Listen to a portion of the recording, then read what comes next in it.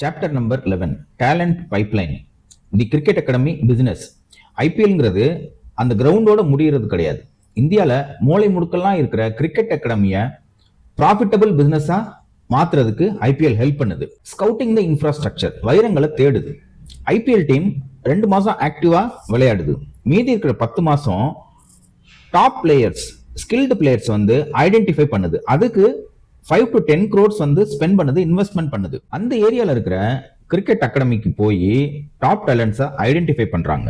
யாருக்கு best skill இருக்கோ அவங்கள தனியா பிரிச்சு அவங்கள ஏலத்துல பார்ட்டிசிபேட் பண்ண சொல்லி அப்புறம் குறைஞ்ச விலைக்கு இவங்க ஏலத்துல அந்த பிளேயரை எடுக்கிறாங்க.